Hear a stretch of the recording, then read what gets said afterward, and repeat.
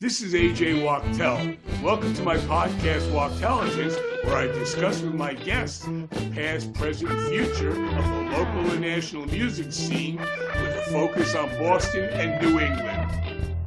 Today's episode, Liz Borden and her killer career, is about the legendary life and career of a musician, singer, songwriter, producer, music manager, photographer, artist, jewelry maker, writer, and currently an actor, who first turned heads fronting an all-female band in a male-dominated industry many moons ago.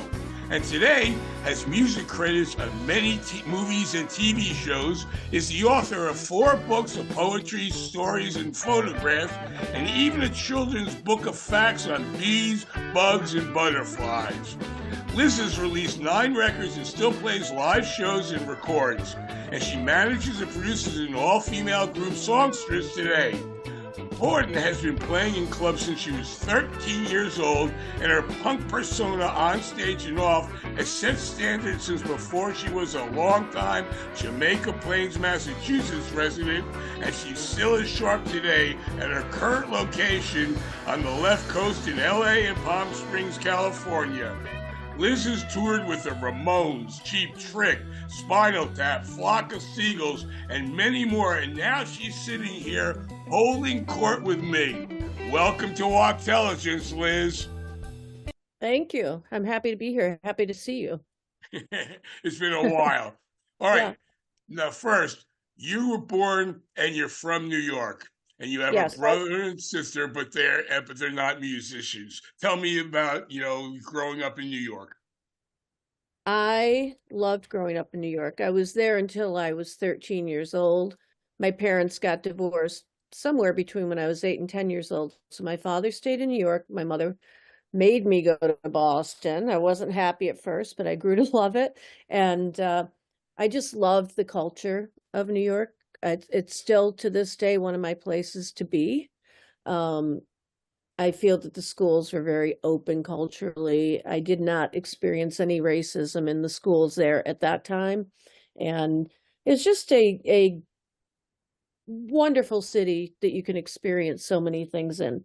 And my other half was Boston, living in Boston. You also have a half-sister who is a comedian, Mimi Gonzalez. Tell me about her. Are you two close? We are close. She's my stepsister, actually. And, but we don't differentiate the sister part. We're sisters no matter what. She's a great comedian. She has toured all over the world. She's had some HBO specials. We're very close. In fact, she's going to be moving to California, which I'm very happy about. Well, I spoke to her recently, and she has a quote about you. Oh, no. Liz has been the most raw, real punk bass musician, producer, sister you can find in this game. Not only has she kept her star shining, she's ready to roll up and shine her light on others so they can catch a view. She's a witch, she's a wonder, she's a beast and a lover. Ask her if her hair clippings are treated with the same respect as her nails. Oh, no. I love that. I adore her. Yes, she's my sister through and through, and she will be moving out here. I'm very happy about that. So what, tell me, is your hair clippings is treated with the same respect as your nails or not? I think my nails I treat a little better and am more protective of. And did she tell you the backstory to this at all? No. Would you like to tell that? Her father was from Cuba, and he was married to my mother. And I've always had some weird little suspicious things with no reason to really have them. So whenever I would clip my toenails or my nails, I used to flush them down the toilet because for some reason I didn't want people to get a hold of them. So I'm with my stepfather and my mother in where were we? Coconut Grove, I think. And I watched him clipping his toenails and flushing them. And I'm thinking to myself, oh my God, somebody else does that. Now, he had a background of, what would the word be? It's not voodoo, but you know what I mean.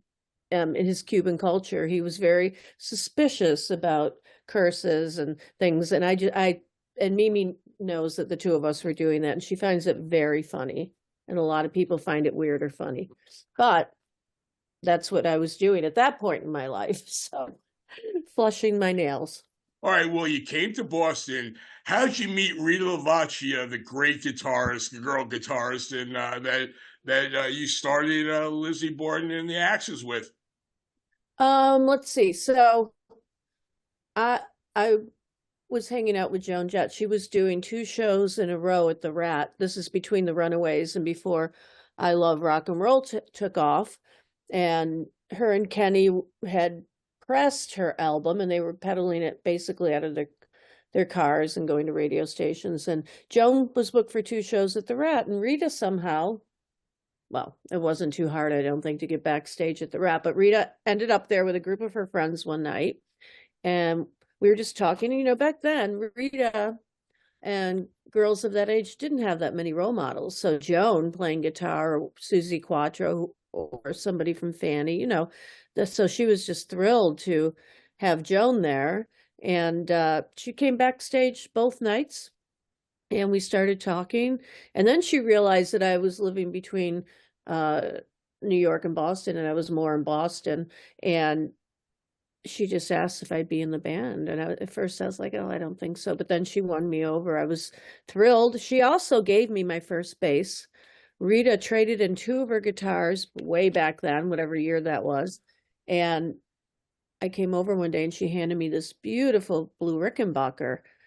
And I was like, okay, I'm definitely in, but not because she gave me gifts. That's why I wasn't in. I was just realizing what a great person that Rita was, and how much she was caring for me, and her family treated me the same. And You were a guitarist before that in bands. I played guitar. Yeah, I either sang in little punk bands or I played guitar. And you know, but Rita needed a bass player, so I'm like, okay, I'll play bass. So tell me about the famous Joan Jett, Liz Borden photo in the bathroom in the Rat. Oh my God. That photo will not go away. That is like, everyone has said to me, that is classic punk. There's one of us standing up against the wall and Joan's giving the finger, and then there's the one of us on the toilet. And then I've got some other ones no one's ever seen. But So how'd you end up Neil, in the toilet? well, it was the Rat. And I don't know. I have no idea. It was whatever year it was, 1980. Neil Truesdale took the photo. He happened to be there with his camera. We had no problem posing in that dirty, disgusting bathroom. Joan's actually sitting in the toilet one. She's actually sitting on the toilet seat, and I think I'm kind of behind her squatting. But I don't know how we ended up in there, and we did. And that ended up in Killer Children. Remember that magazine? Yes. So Neil took that photo, and it ended up in that magazine. I still have a copy of that. But I don't know how we ended up doing the photos. Maybe Neil asked. I don't remember. Well, at any rate, you and Rita had started a band, you know, and everything, but you knew Cindy Barone, who plays drums. So how did Cindy join the fold? Well, we had a drummer. She was like 14 years old, and she ran off to Vegas with her boyfriend, who was older than her. Her name was also Cindy. So I knew Cindy. And Cindy had a drum set she was using as like a coffee table. It wasn't in use. So we said to her, you have a drum set, you're in. She didn't know how to play. She learned to play. None of us knew what we were doing. We learned to, you know, do what we do. But Cindy was in because she owned a drum set. Well, I spoke to Cindy, and this is what Cindy has to say. Liz is a great songwriter. For some reason, once we were going to the movies, it was dreary and slushy out, and out of nowhere, we decided we were pigeons. No idea why.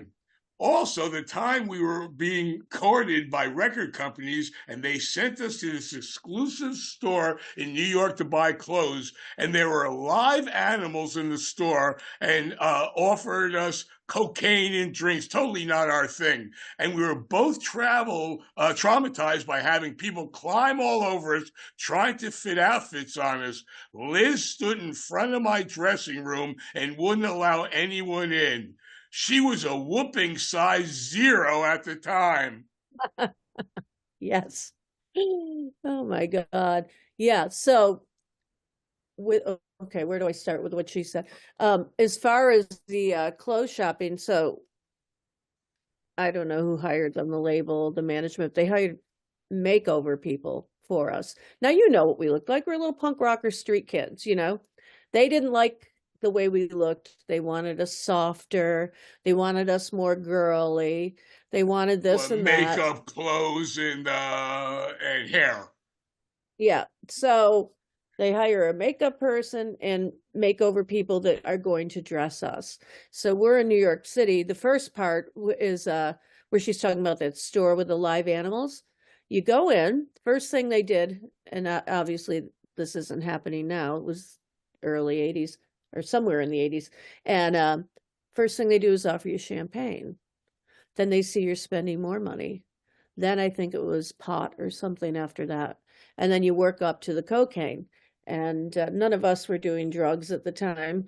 And, but it was a very funny experience. We really got a kick out of it.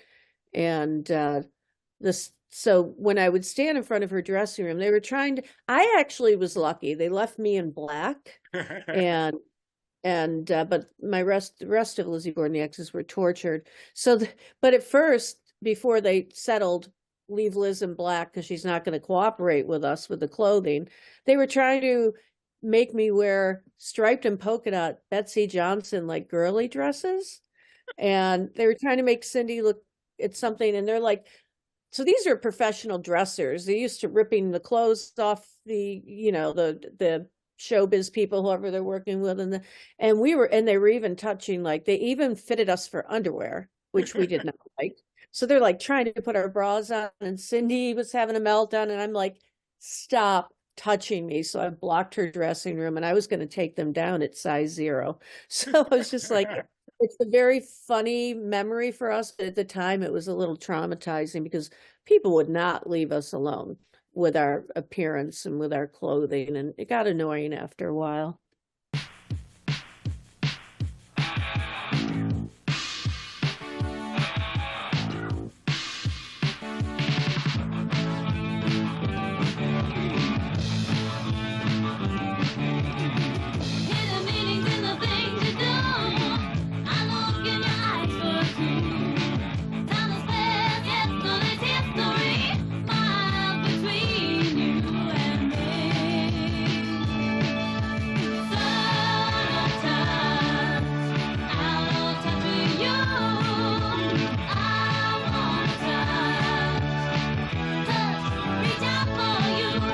Darius Smith. She was your lead singer. Did you pick her because of her two-tone black and blonde hair?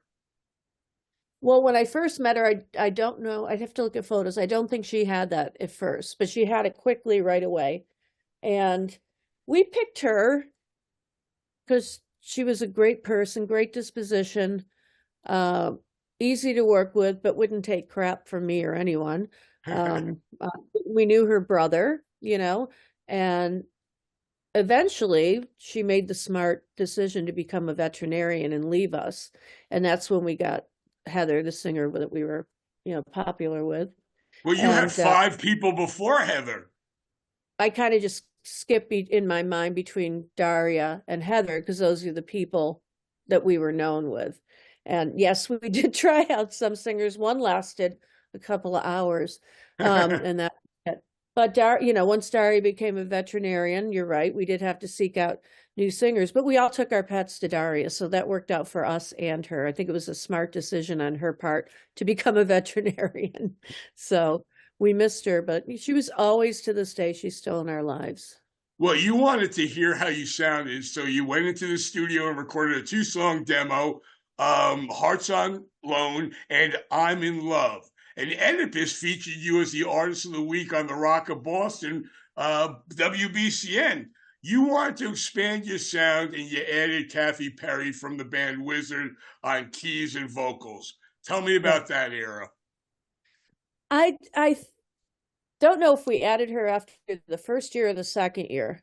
I know that she would play cantones with us, so it was pretty early on. I think we just wanted to expand our sound because um we had bass, drums, guitar at that point, and then whichever singer on lead vocals. I think we just wanted to fill it out more. And back then, the 80s keyboard sound was getting bigger and bigger as punk progressed a bit. So we added her to fill out the sound. It was, we wanted Rita also, who was fantastic and has great stage presence, to be freed up a little more because she was carrying all that.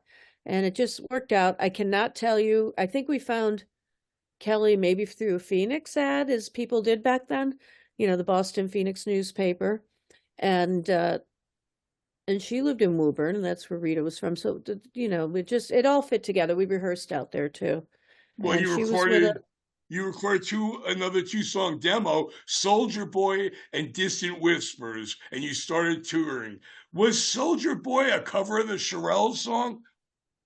It was, but we changed it. We had our own music put to it, with still putting in some of their stuff, and it was very punky. I actually put down my bass, and Kathy would take it and just pluck a few notes, and I did a little dance to Soldier Boy. And at the end, I wouldn't sing this now probably, but at the end we yelled, "Soldier Boy, you're dead," probably a protest to war or whatever it was at the time. And yep, the dance we did was called the poop dance. Another story. And yeah, so Kathy joined, and that was it. She was in the band till the end. And your first two gigs were over at the Rat and CBGB's. How'd that happen, and how are the audiences different? You started on that a few minutes ago. Yep. Well, our first gig actually was the Streets in Alston, and Digny Fingus was booking it. And I believe, I don't even know if I have the year right, it would have been August 1980 or 81, one of the two. And that club didn't last long. And then quickly, I was already hanging at the Rat, pretty much my whole time in Boston. So I knew everyone. And, they gave us a booking right away. And as far as CBGB's, I think it would have been Genya Raven who got us in there first. How'd you know Genya? We wanted her to produce us, and so I don't know if it was Cindy or who was doing it, but we asked her to produce us, and so we went to New York to meet her and to hang out with her. And I was just like, "Okay, you're going to movies with me." She's like, "What?" I said, "You're going to the movies with me. There's some Greta Garbo," and I used to love Greta Garbo movies down the street, and we became instant friends to this day. She was like my mother, my sister, to this day, I absolutely adore Genya and talk to her all the time. And but yeah, originally we sought her out for her to produce us, and she did. She produced our EP.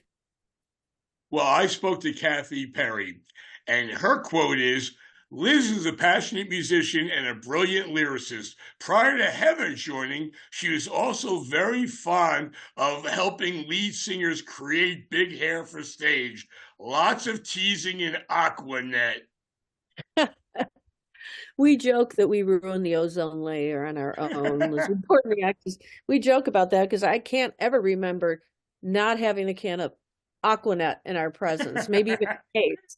I mean, everyone was using it, guys too, but picture an all-female band. We really probably ruined the ozone layer. We just would be spraying that all the time. Nowadays, I couldn't tolerate the smell or anything. It would make me very sick. It was the smell. It was like you're putting glue in your hair. It was a beautiful thing in the 80s. Aquanet, definitely. You got a lot of Midwest airplay in Montana, Colorado, California, and they played your pop, dance, rock music, sort of like Joan Jett meets Cheap Trick meets the Ramones. I think it depends on what year, because we definitely evolved and progressed. But I think that's a great combination. Throw some Blondie in there, and I think it's a good description. But we also had our own sound. So I do see all the bands that you listed in there, definitely, because all of us came from different backgrounds and liked different music, the one thing we always agreed upon were girl groups. And no matter how hard the song was, we always had very melodic harmonies, basic like 60s girl group harmonies in the background. So we all agreed on that, but we all had different types of styles we listened to. So You it kind know, of made up a I want to correct myself because I said that when Daria left, you had 5 lead singers before Heather. I think it was only 4. I've been thinking about that. I think you had 4 short-lived singers before you found Heather Rice, who was a Berkeley student. But like you just brought up, you all had a different music background than the band members. All you people were very different. You had been in bands before, but as a guitarist, not a bassist. Cindy was classically trained on flute and bassoon, but not on drums, like you said. Kathy had gone to Berkeley, but was also classically trained. And Rita was a vet of the School of Contemporary Music and loved the blues. Here's what Heather says. What is special about Liz is her heart. Under all that black is a huge heart ready to welcome and help anyone. She is my sister forever. no. I love that. She is my sister forever. If I'm Um, allowed one more compliment of this amazing woman, it is she gets shit done. No questions asked. We had some crazy times together, but one of the craziest was when we played the Hells Angels Legal Relief Fund and event in Open for Joe and Jet and Billy Idol at the Limelight in New York City. Ask Liz about the van ride we took with the Hells Angels that night. oh my God. I don't think I can talk about it without getting killed, so I'm not going to. Seriously. All right. Um, oh, she should have talked about it if she doesn't want to get killed. So let's just say we're some of the only women who were not their old ladies that were allowed in their clubhouse in the heart of New York City. Nobody that Hell's Angel block was voted by the mayor every year to be the safest neighborhood. So yeah, we played the defense fund. It was very funny because all the undercover people were in there trying to blend in, like the FBI and all that. Minute Heather got off stage, they surrounded her. They're like, "Do you know what you just did?" And Heather, she always looks so cute and innocent. "Oh, I just played a concert." They're like, "No, you're backing the Hells Angels." They were friends of ours. I will not go into complete detail, but what she's talking about. But at one point, we're in the Hells Angels van, and we're sitting on like big trunks, and we will not discuss what was in the trunks, but that they were good to us and we were good to them. In fact, Bunratty's actually let them in when with their colors on one day when we were playing Well, that's because of because, me, because I was friends with Big Al, and yep, he came over one sound check, and Liz, this is right after Dennis had died, so we had uh, the new owner there who and we had the big signs, no colors, because it used to be a right, bikers bar. So right. she walks in, and there's Big Al and a few of the bikers at the bar talking to me, and I said, "Quick thinking, Wachtel." I said, "Hey, Lorraine, this is Big Al Hogan from the Hells Angels. He's not here to fight. He's just here to relax." And I introduced Lorraine Curtis to Big Al Hogan. And from that moment on, the Hells Angels were allowed in Bunratty's again. That's a Yep. true fact. And I went up to the Hells Angels clubhouse with Big Al Hogan, and I guzzled and beat some Hells Angels, and I walked out alive. Yeah, you're lucky. We actually have a recording from that night, and on the recording, Heather is thanking Bunratty's for letting the Hells Angels wear their colors in. So we actually have a recording of that night. They were great. They were great to us. They adopted us, and we weren't going to argue about that. They can do what they want, and they were really good to us, and they were great guys. You wouldn't want to cross them or anything, obviously, but they like you. They like you. So. You were an all-female band in a male-dominated industry. Your band was made up of straight, lesbian, and bi members. Tell me how difficult you found this to be? We were just talking about, some of the problems that you would have in audiences. What was it like? You were a new band. A It lot of was people real, didn't know what to do with you. yeah. Um, we were told we were not allowed to be openly gay, bi, or anything. If straight is fine, but we were told, and as we got more popular and lawyers were brought in and different things, um, yeah, we were told we could not be ourselves at all. And even though everyone in the band, not everyone in the band was gay, but they still got called names, even if they were straight. We had a lawyer one time who was a lawyer to many, many famous people. And I sometimes would go to meetings with our manager, and he said, if I hear anything, even a speck that anyone is gay, we will drop you like that. So back then, you really couldn't be out, I've heard even if, stories about your band members being beaten up. yeah, that's true. We were beaten up and we were picked on. And, the band members that were straight, they got picked on too. So it wasn't, think about it back then, except for friends, and even some friends at first had a problem with certain things. It just wasn't accepted at that point.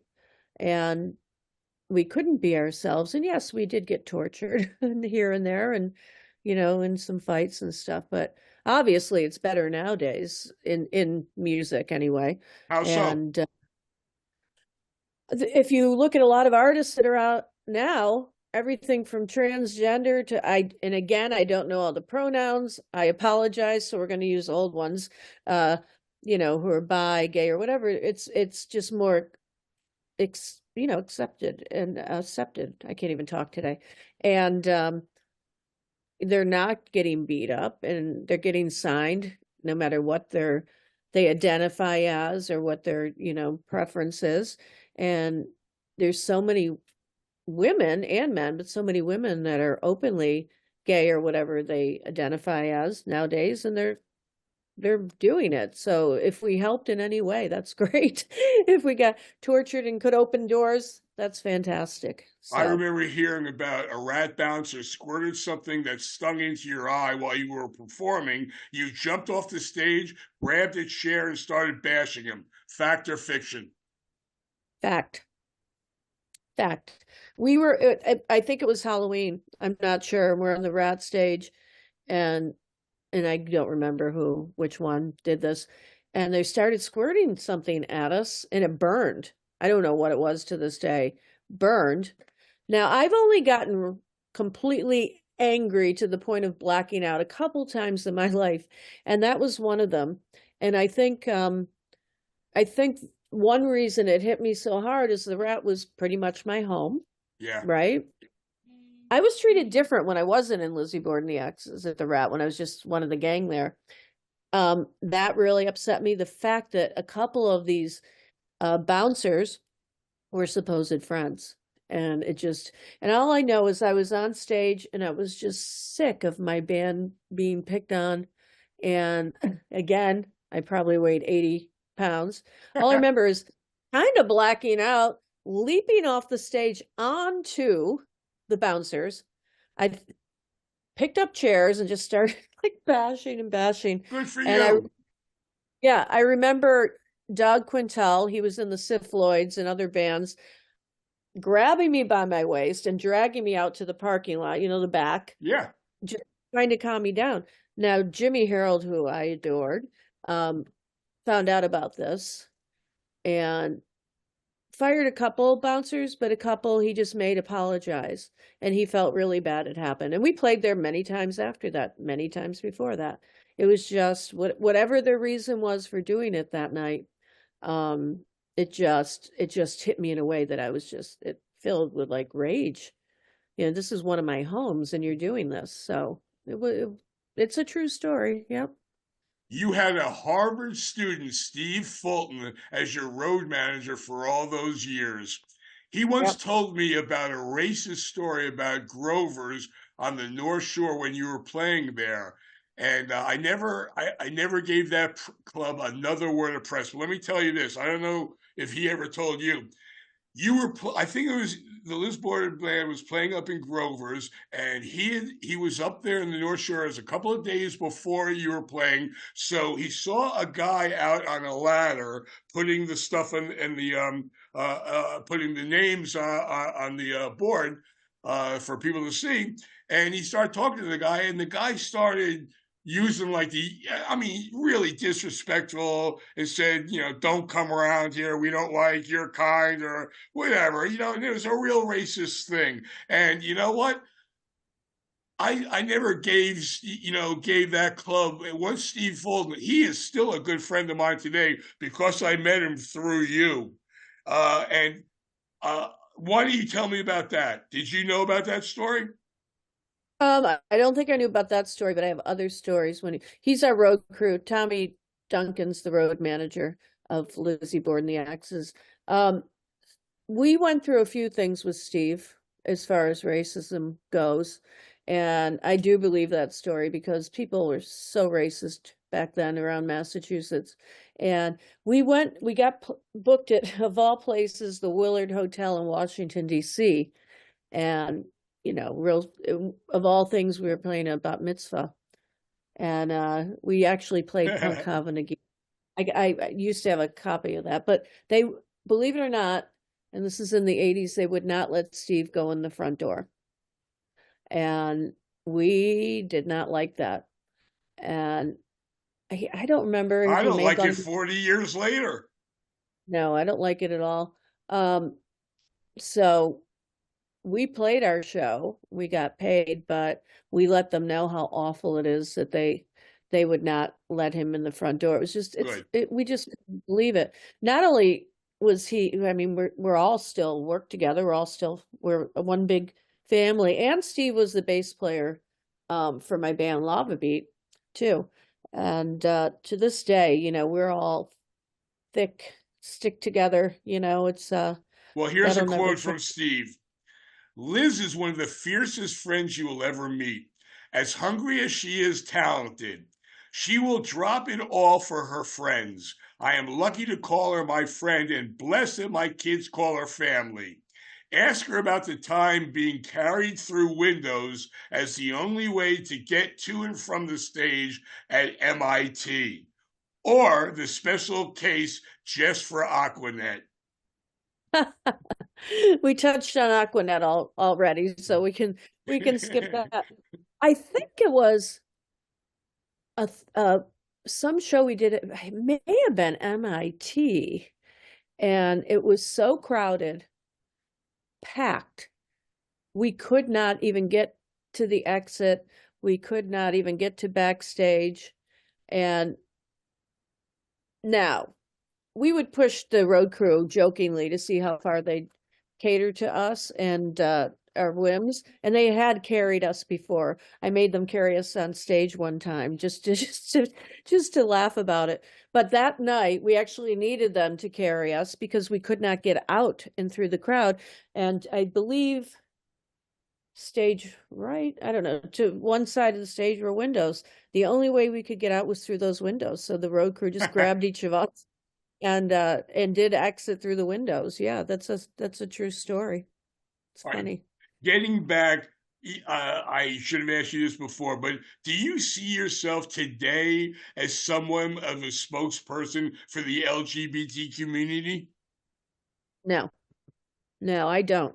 The gay community never really embraced us, and I would say more out here since I've been here. There's been I have attended some gay events and things, but in Boston, the gay community never embraced us. So I never grew up in a gay world. It was always a rock and roll or music world. And so I don't super relate to that community. I have so many friends in that community, and I just didn't live my life in that community. But they didn't embrace Lizzie Borden the X's at all. I Nowadays they love it. So, I wrote the cover story on Lizzie Borden and the Axis for the Beat magazine's August 3rd, 1985 issue, 39 years ago. In the live review of your band's Jumping Jack Flash Club performance that I wrote in the same issue, this is what I say. There is a gracefulness to this band in motion on stage. Their ultra-tight playing and perfect harmonies. It was obvious that the girls were having a great time performing, and the band's enjoyment was infectious. This band is well-rehearsed, energetic, and fun. Don't miss them. That's pretty accurate for 5 sentences, don't you think? I love that. That's a great review. Thank you. I think we all still have our copies of that magazine too. I know I do. I'm one of the few band members that actually kept things. No one else in the band. I kept everything, every scrapbook, everything. And no one else in the band really did. So I'm the one that like will post photos or, eventually I'm going to make each person their own little scrapbook out of what I have and give it to them. But yeah, thank you. That was a great review. I used to love Beat magazine, and those were fun days. When I was a young girl, my mom used to say, "Watch out for boys. You can be friends, but if you get too close, you'll never be happy again." That's not what my friends say. I've been told when a boy kisses a girl, he takes a trip all around the world. Hey, hey. Hey, hey. Hey, hey. Yeah, you really do. You once said Lizzie Borden and the Axis were never allowed to be ourselves. You Yep. brought that up just a few seconds or minutes ago too. What do you mean exactly? I mean, I know the the record labels, they hired people to make you appear a little bit softer, to soften your image, the hair, the makeup, the outfits, and to change your name from Lizzie Borden and the Axis to Mata Hari. Heather and Yeah. Cindy didn't like that direction. They left the group. Tell me about that. I didn't like the direction either, and I don't even really acknowledge the name Matahari, even though yes, it happened. Well, that's what you did for my Boston Does the Beatles. You did such a great version of another Cheryl's cover, Boys, and Yes.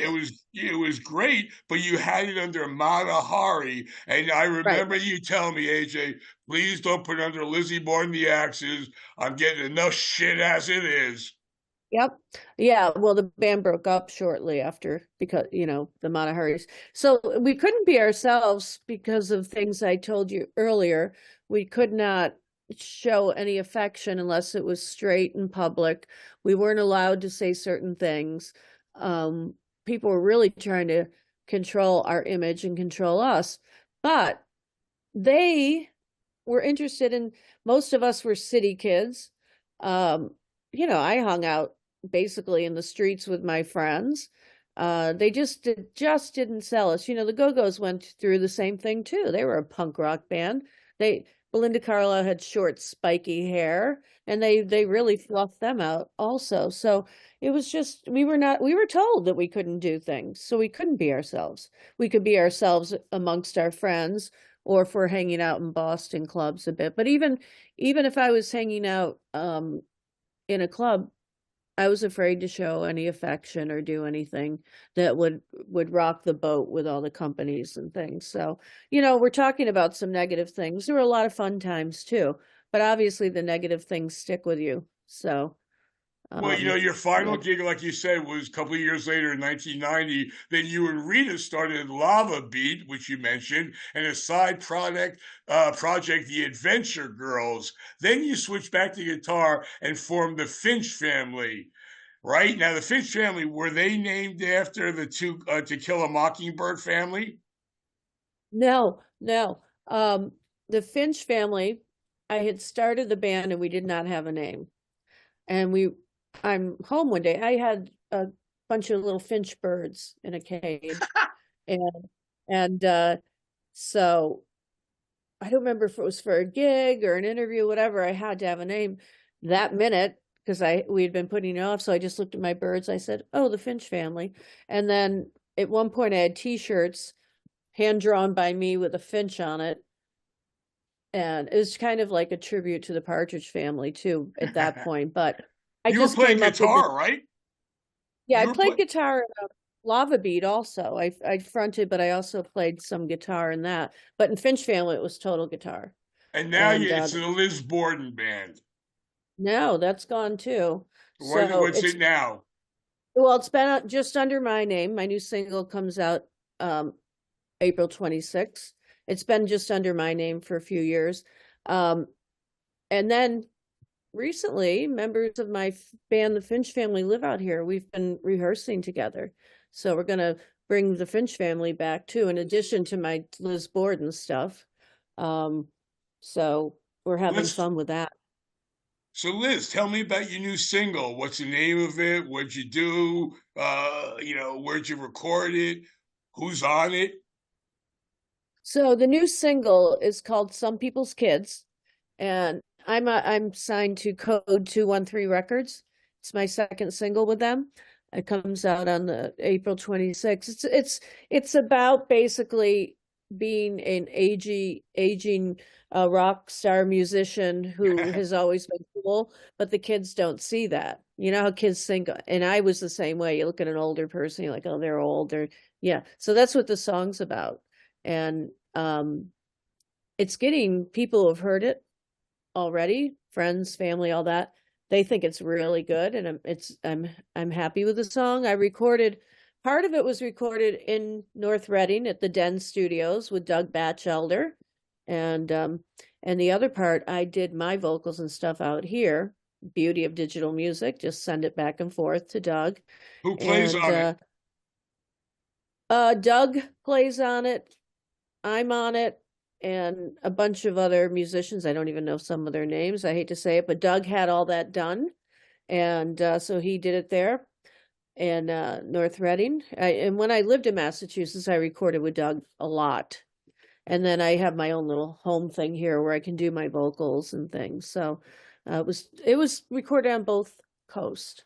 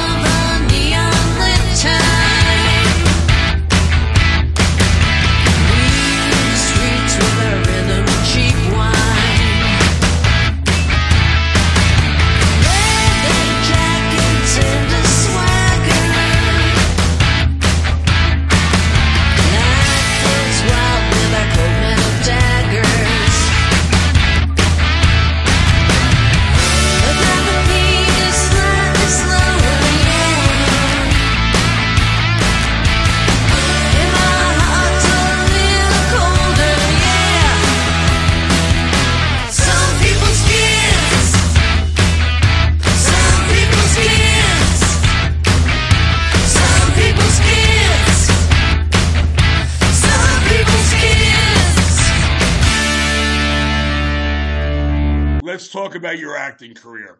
In 2021, you finished filming an indie movie, Angel. In 2022, you acted in a movie, Matriture Falls, written and directed by Sherry Kerr, one of the founding members of the improv group The Groundlings. In the movie, you play a disgruntled concession stand worker. Also in 2022, you filmed the movie The Path of the Damned, a Western set in the 1800s where you play a barkeep, a woman who doesn't like strangers coming into her town. You've also been on the Judge Karen show where you played the defender Jody Bronstein.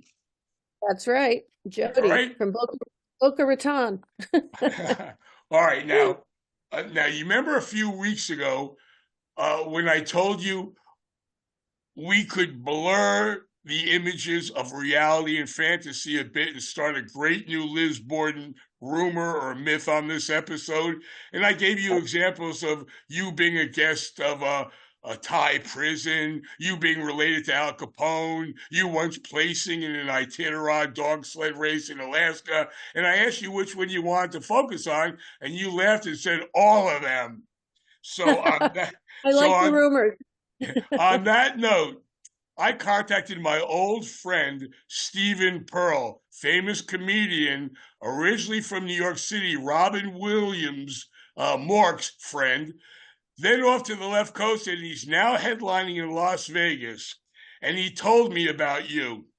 The first time I met Lizzie Borden, I was a drawbridge oiler in Iron City, Michigan, and she was a toll taker on the same bridge. When I first laid my eyes on her, she was chopping up a random motorist for not having exact change. Oh, I that's knew funny. then it was blood at first sight. And he signed it Stevie Ray Charles and Charles Pearl Jr. III. Now, what do you think about that for starting a myth? I think that's great. I think it's good. And yes, people should have their change ready. That would piss me off. So I think it's a good rumor. And I'll just start carrying an axe with me at all times. So I can just jump in and do that. All right. Well, I just wanted you to know that I was furthering that discussion we had. I You like also it. you also have music credits in many movies and TV shows. Tell me a few. Let's see. The Carrie Chronicles, which is a Sex and the City thing. Teen Mom. I can't remember them all. Dirty Girl movie. The First Time. That's a movie. I don't know. There's so many. I actually I write everything. So I even had hip hop on Black Entertainment station. So that's one thing I do is write music for TV shows and things like that. But I'd have to look at my list to come up with the exact names. I should have them Well, memorized, but I what's the don't. difference for you in writing for a band or writing for the film or TV industry? The difference for me is it's not personal. Now, if they take, say, a Lizzie Borden in the Axis song or one of my songs and put it in, well, that's personal. But when I'm writing just the music, it's not as personal to me, with no lyrics or anything. Because some of my music is just there, underlining in the shows or coming up. But anything I've written that I'm singing or that Lizzie Borden the Axis does or any of my past projects, that's personal. So that's the difference. Tell me about the books you've written. The books I've written, I don't remember. Well, I think the one of stories and poems, I have two of those I did first. I just enjoy writing and I do all kinds of writing. And the first book was just basically my poems and my thoughts and things like that. And I just wrote it, self-published it. It's on Amazon. A lot of things I'll do just to be creative or be creative for myself and then help You're other always people. writing songs. I mean, Yeah. when I knew you, you were always writing songs. Are you still like that? Yep. It's just something within me and it's just something I enjoy doing. COVID I had never had a break from music till COVID, like ever. I never stopped playing from the time I was a kid. And I thought, oh my God, I'm not going to make it through COVID without playing, but obviously I didn't. I was fine. That kind of set me back a little with my creativity. At first, I'd go on live on Facebook, like a lot of people did. But I actually had a little break from music, and I was not feeling creative with songwriting during COVID. But once I shook all that off, I started really writing a bunch of songs again. So that kind of What's made a me a little. What? what's Go a ahead. good website address for people to check up on what you're up to? Either my Facebook, which is under Liz Borden. I've got a personal Liz Borden, and I've got a professional one. My website, lizborden.com, which I need to update. I'm so bad about that. I have yeah, those would be the two best places, I think. All right, last couple of questions. There's another Lizzie Borden band, a 1980s heavy metal band with a guy playing Lizzie Borden. He dresses up as a girl. Their hit was Rod of Iron, and they still talk about the band's performance at the Bang Your Head Festival in Germany. Was anybody ever, think that they were talking to you and they were talking about the other band? Oh yeah, that's happened. Definitely happened. And we kind of had a little thing back in the 80s about who gets to use names and all that. They actually are doing a reunion show in LA soon, or they just did it. But yeah, I mean, they're Lizzy, we're IE and the Axes. They're just Lizzy Borden. Obviously, they're men. We were not.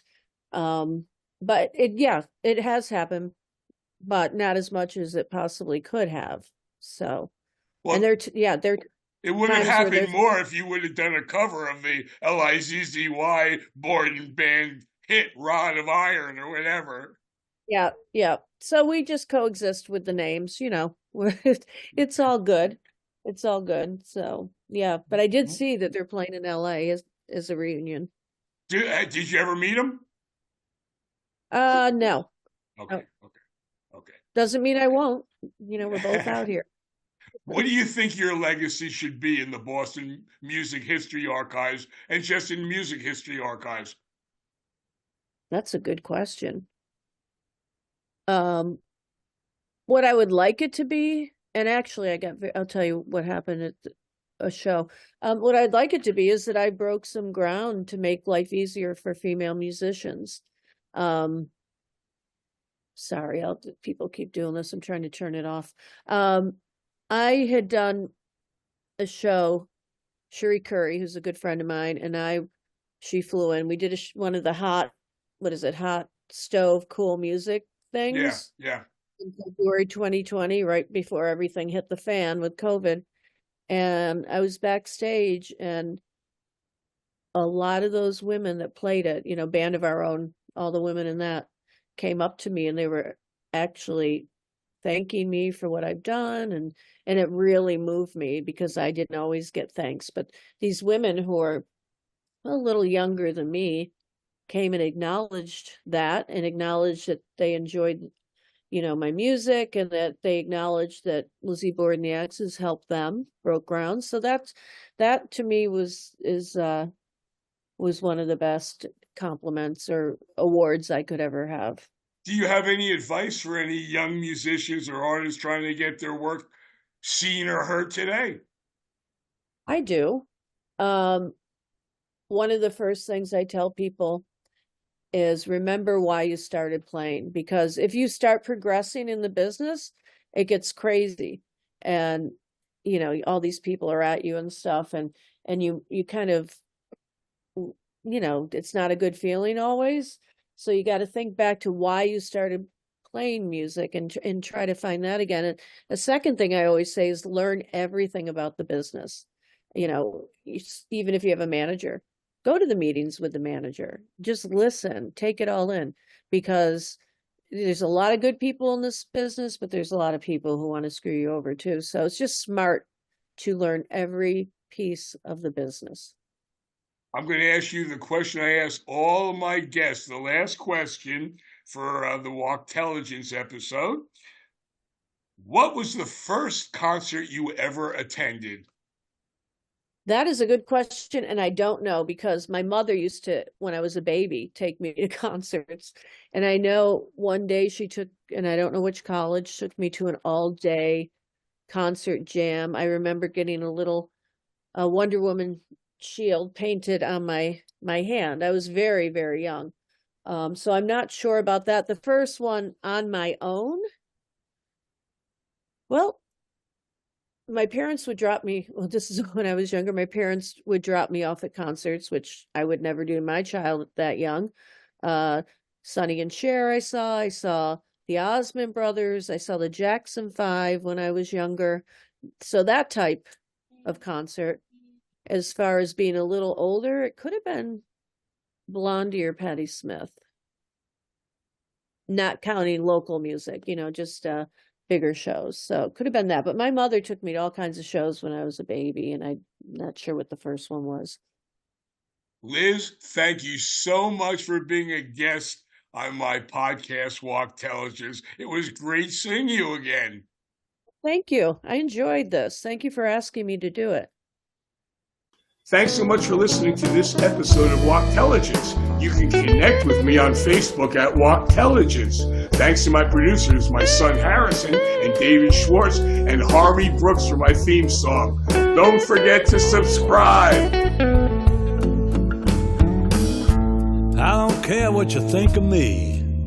Don't need no jailer to set me free. Don't want strangers filling up my cup. Don't need no advisor to show me down from up.